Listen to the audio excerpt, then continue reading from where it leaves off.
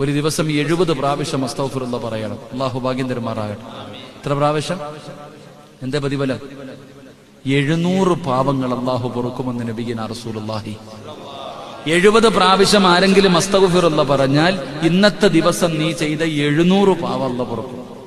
2, അല്ലാഹു നിനക്ക് താങ്ങാൻ കഴിയാത്ത വേദന തരൂല. അത് അനുഭവിച്ചറിയൂ. ഈ താങ്ങാൻ കഴിയാത്ത വേദന എന്താണ്? താങ്ങാൻ കഴിയാത്ത വേദന എന്താണെന്ന് ജീവിതത്തിൽ അനുഭവിക്കുന്നവർക്ക് അറിയത്തുള്ളൂ. നമുക്ക് പറയാനേ പറ്റൂ. താങ്ങാൻ കഴിയാത്ത വേദന അല്ലാഹു നിനക്ക് തരൂല. 3, നിന്റെ ജീവിതം അല്ലാഹു ഇടുക്കൂല.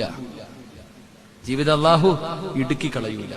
4, നീ ഉദ്ദേശിക്കാത്ത രീതിയിൽ അല്ലാഹു നിനക്ക് റിസ്ക് തരുമെന്ന് നബിയുനാ റസൂലുള്ളാഹി.